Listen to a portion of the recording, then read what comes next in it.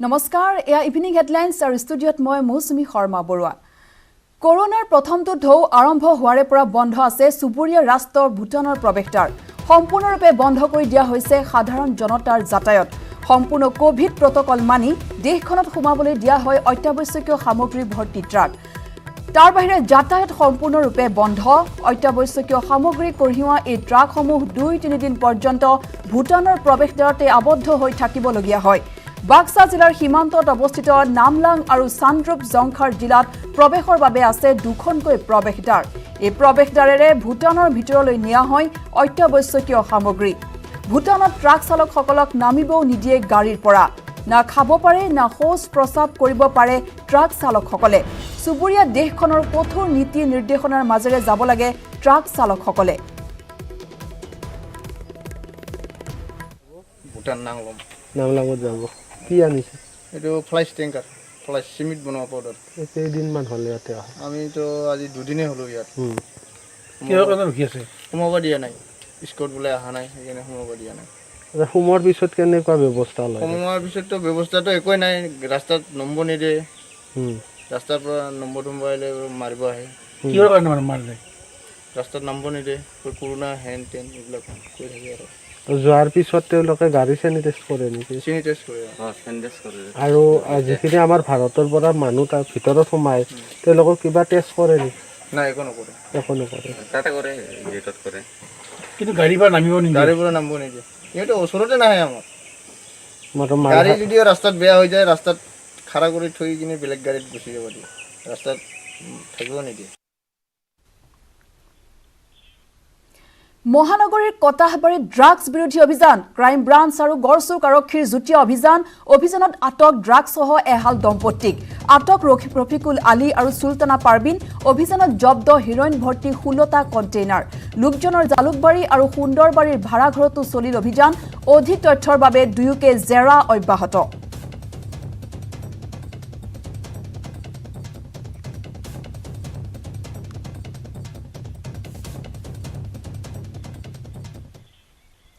নুমলীগড়ৰ কাঠনি চাহ বাগিচাত ভয়ংকৰ ঘটনা কোভিড চেণ্টাৰৰ পৰা উভতাৰ পথত এটা চিকিৎসাকৰ্মীৰ দলক আক্ৰমণ কৰিবলৈ খেদি যায় লক্ষীধৰ পানিকা নামৰ এজন লোকে কাঠনি চাহ বাগিচাৰ কোভিড কেয়াৰ চেণ্টাৰৰ পৰা উভতি আহোঁতে হিমা প্ৰভা বৰাসহ আৰু দুগৰাকী চিকিৎসাকৰ্মীক আক্ৰমণ কৰিবলৈ খেদি যায় লক্ষীধৰ পানিকা নামৰ লোকজনে উপায়ন্তৰ হৈ চিকিৎসাকৰ্মী কেইগৰাকীয়ে পথাৰে দৌৰি এজন লোকৰ ঘৰত আশ্ৰয় লৈ প্ৰাণ ৰক্ষা কৰে উল্লেখ্য যে লক্ষীন্দৰৰ পত্নী কোভিড পজিটিভ হোৱাৰ বাবে চিকিৎসাকৰ্মী কেইগৰাকীক এনেদৰে আক্ৰমণ কৰিবলৈ উদ্যত হয় ইফালে ততাতৈয়াকৈ বগিজান আৰক্ষী ঘটনাস্থলীত উপস্থিত হৈ চিকিৎসাকৰ্মী কেইগৰাকীক উদ্ধাৰ কৰাৰ লগতে স্থানীয় বিধিপীৰ সহযোগত আটক কৰিবলৈ সক্ষম হয় লক্ষীন্দৰ পানিকাক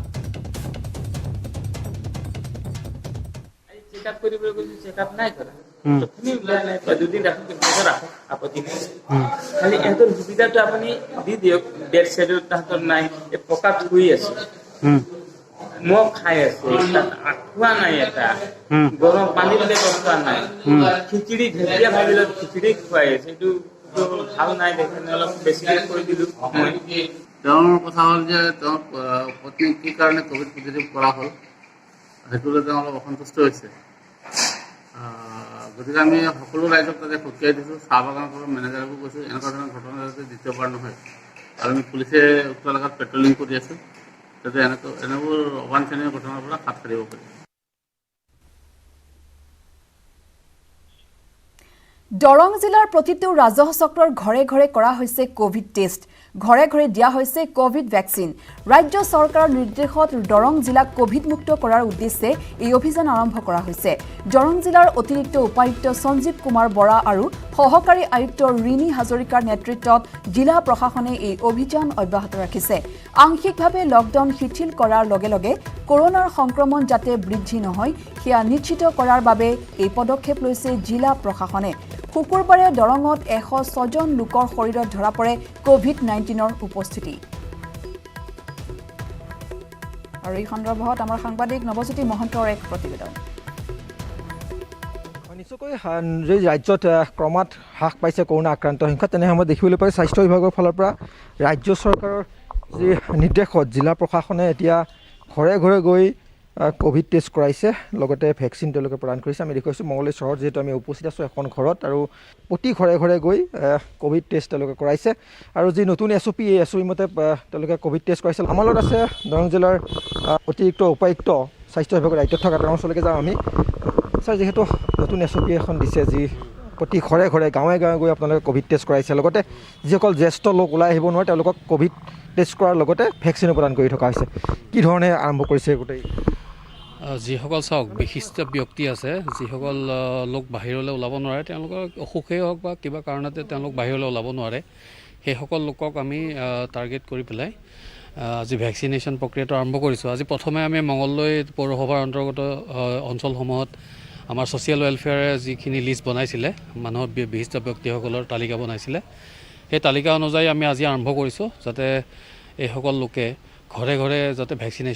ভেকচিনটো পায় আৰু তেনেকৈ আমাৰ যদি কোনোবা পজিটিভ ওলায় আমাৰ কণ্টেক্ট ট্ৰেচিঙো তেনেকৈ গাঁও অঞ্চলতে হওক বা চহৰ অঞ্চলতে সেইবিলাক চলি আছে আৰু ঘৰে ঘৰে গৈও তেনেকৈ টেষ্ট কৰি থকা হৈছে এইটো এনচিয়ৰ কৰিব বিচাৰিছে যাতে একদম 0% পজিটিভিটি ৰেট হৈ যায় আমাৰ দৰঙত তাৰ বাবে আমি বিচাৰিছোঁ কি যে আমাৰ অল্ড এজ যিমানবিলাক আছে ছ'চিয়েলি এক্টিভ আছিল এসময়ত তেওঁলোক আমাৰ ছ'চাইটিৰ কাৰণে বহুত যোগদান দিলে আমি বিচাৰিছোঁ তেওঁলোকক আমি ঘৰতে টেষ্টিং ভেকচিনেশ্যন দুইটা কৰাই পিনে লগতে আমাৰ ছ'চাইটিক এটা এক্সাম্পল আমি ছেট কৰিছোঁ কি যে আহক যিমান পাৰে আপোনালোকে টেষ্টিং কৰক আৰু লগতে ভেকচিনেশ্যনৰ সুবিধাটো লওক সেইটো ধন্যবাদ জনাইছোঁ আৰু আমি কৈছোঁ যিহেতু দৰং জিলাত প্ৰতিটো চক্ৰ বিষয়াৰ অধীনত থকা অঞ্চল আৰু গাঁওসমূহত কোভিড টেষ্ট কৰি থকা হৈছে সমান্তৰালভাৱে চহৰসমূহতো কৰি থকা হৈছে এতিয়া আপোনালোকৰ ঘৰলৈকে চিকিৎসক আহিছে আপোনাক বেজি দিবৰ কাৰণে আহিছে কিন্তু কি ক'ব এতিয়া মোৰ ভাল হোৱাটোৱে কামনা কৰোঁ সকলোৰে ভাল হওক দেশৰ ভাল হওক ৰাজ্যৰ ভাল হওক এইবিলাক মাৰি মৰক নোহোৱা হওক ইমান দিন যাব পৰা নাই ক'ত যে মই থিয় হৈ থাকিব নোৱাৰোঁ সেইকাৰণে ইয়াতে ভাল লাগিছে আৰু ধন্যবাদ জনাইছোঁ আৰু আমি দেখুৱাইছোঁ স্বাস্থ্য বিভাগৰ লোক ভেকচিন প্ৰদানৰ যি কাম স্বাস্থ্য বিভাগৰ ফালৰ পৰা কৰি থকা দেখিবলৈ পোৱা গৈছে আমি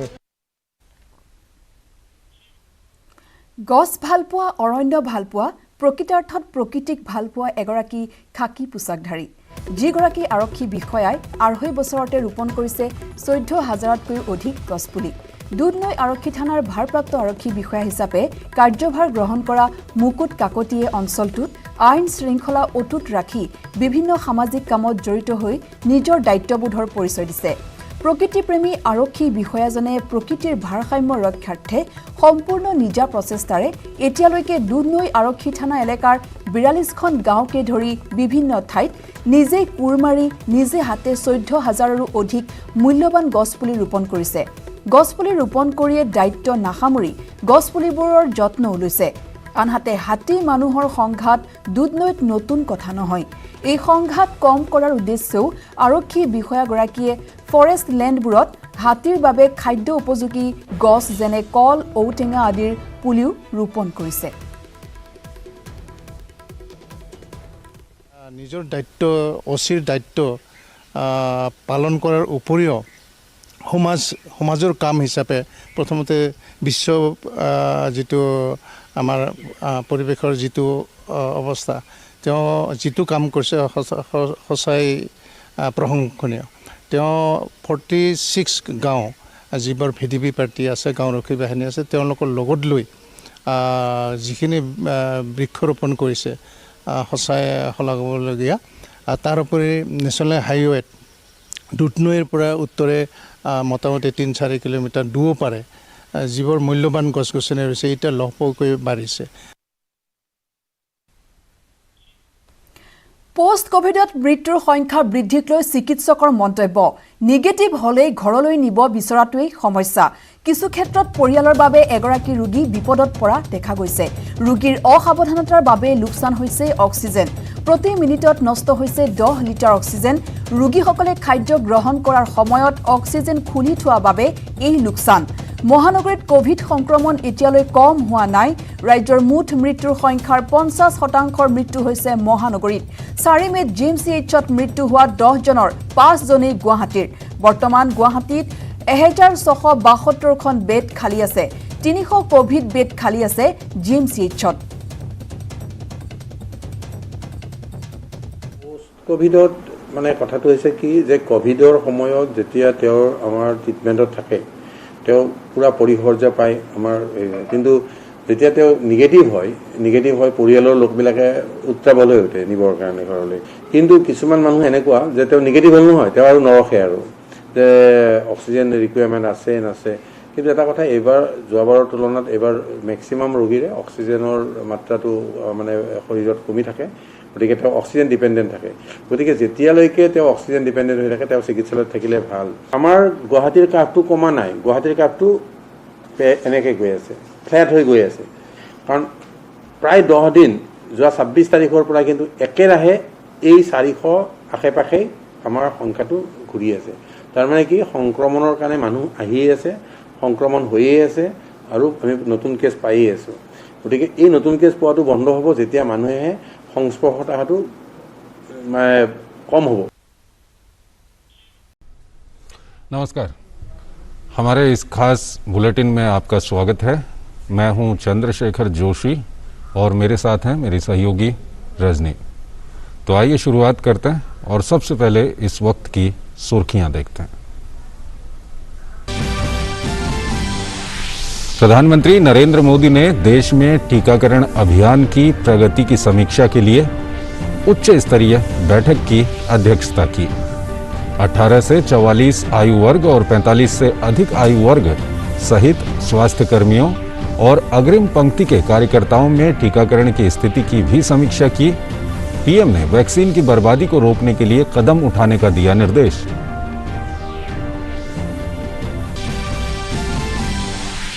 देश में कोरोना के मामलों की रफ्तार में आई कमी। 7 मई के कोरोना पीक की तुलना में दैनिक मामलों में 68% की कमी। दैनिक पॉजिटिविटी रेट 10% से कम। टीकाकरण अभियान के तहत लोगों को 22 करोड़ 75 लाख से ज्यादा खुराकें दी गई।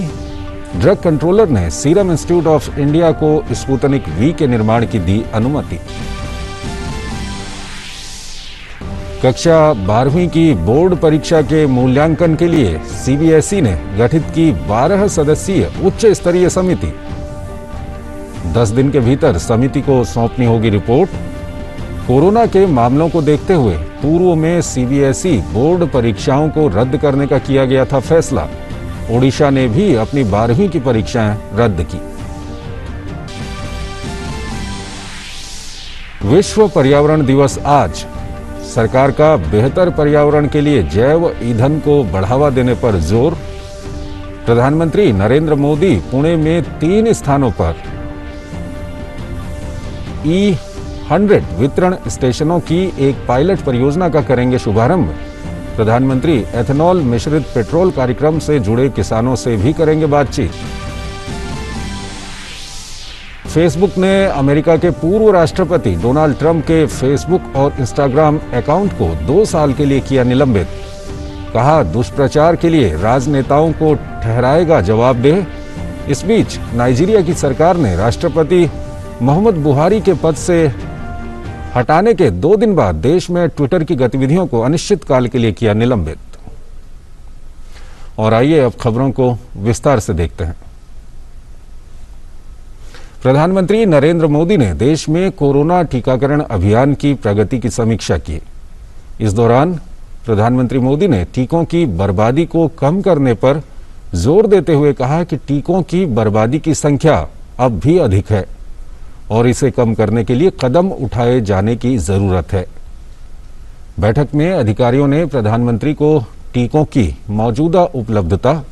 और इसे बढ़ाने के लिए रोड मैप के बारे में भी जानकारी दी। टीकों के उत्पादन में तेजी लाने में विभिन्न टीका निर्माताओं को मदद के लिए किए जा रहे प्रयासों से भी प्रधानमंत्री को अवगत कराया गया, जिसमें कहा गया कि भारत सरकार टीका निर्माताओं के साथ मिलकर काम कर रही है और उन्हें अधिक उत्पादन इकाइयों की स्थापना, कच्चे माल की आपूर्ति और वित्त पोषण में मदद कर रही है। इसके साथ ही प्रधानमंत्री ने स्वास्थ्य कर्मियों, अग्रिम पंक्ति के कार्यकर्ताओं, 45 से अधिक आयु वर्ग और 18 से 44 आयु समूहों में टीकाकरण कवरेज की स्थिति की समीक्षा की।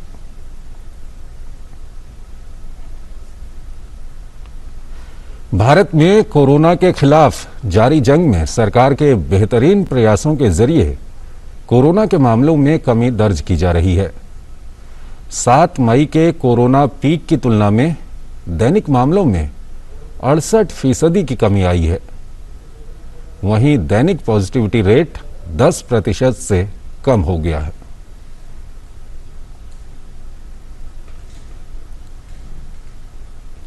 देश भर में अब तक 22 करोड़ 75 लाख से अधिक कोविड टीके की डोज लगाई जा चुकी हैं। पिछले 24 घंटों में 18 से 44 वर्ष की आयु के 16,23,000 से अधिक लोगों को वैक्सीन की पहली डोज और 31,217 लोगों को वैक्सीन की दूसरी डोज दी गई। टीकाकरण के तीसरे चरण में 37 राज्यों और केंद्र शासित प्रदेशों में 18 से 44 साल के अब तक 2 करोड़ 58 लाख से अधिक लोगों को टीके की पहली डोज दी जा चुकी है। टीकाकरण के 140वें दिन यानी 4 जून को कुल 33,57,713 वैक्सीन की डोज दी गई, जिसमें 31 लाख के करीब लोगों को पहली डोज और 2,56,000 से अधिक लोगों को वैक्सीन की दूसरी डोज दी गई।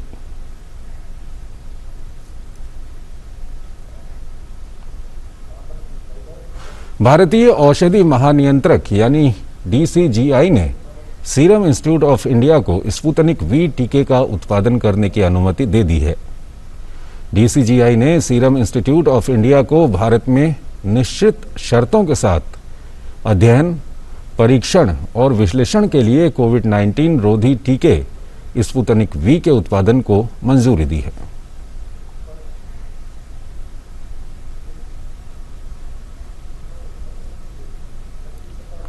ब्रिटेन के रेगुलेटर ने फाइजर बायोएनटेक की तरफ से बनाई गई कोरोना वैक्सीन को 12 से 15 साल के बच्चों को लगाने के इस्तेमाल की मंजूरी दे दी है। ब्रिटेन के दवा नियामक ने शुक्रवार को कहा कि काफी गहन समीक्षा के बाद यह पाया गया है कि फाइजर बायोएनटेक की वैक्सीन 12 से 15 साल के किशोरों के लिए सुरक्षित है। इसी तरह का आकलन अमेरिकी और यूरोपीय यूनियन की तरफ से भी फाइजर की वैक्सीन के लिए किया गया था।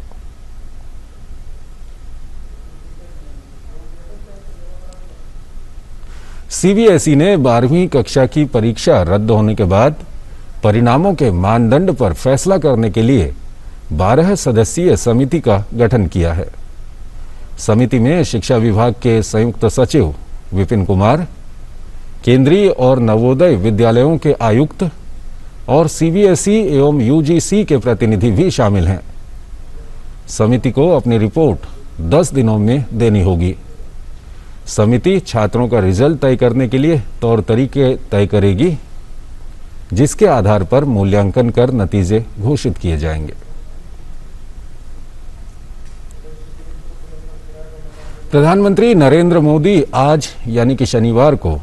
विश्व पर्यावरण दिवस कार्यक्रम में वीडियो कॉन्फ्रेंसिंग के माध्यम से भाग लेंगे। इस वर्ष के आयोजन का विषय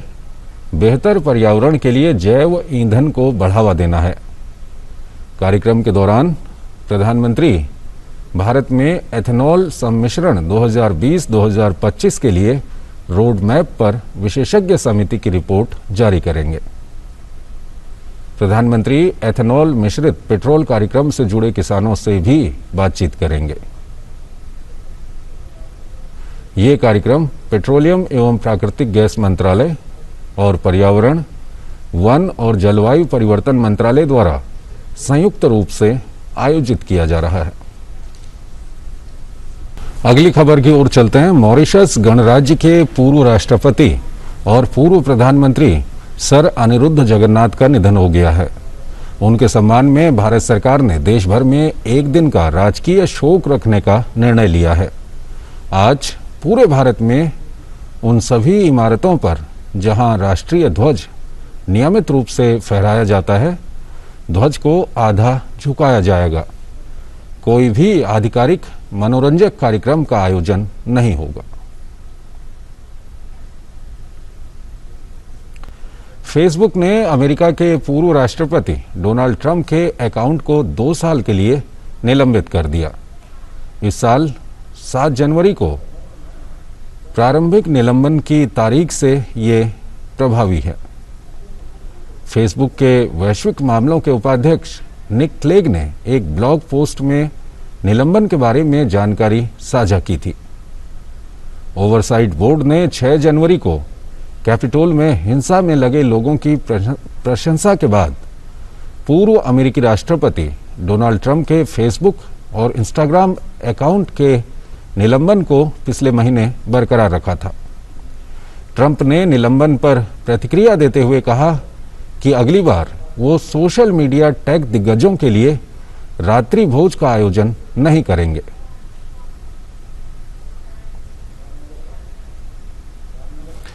तो इस बुलेटिन में फिलहाल इतना ही। आप बने रहिए डीडी न्यूज़ के साथ। नमस्कार।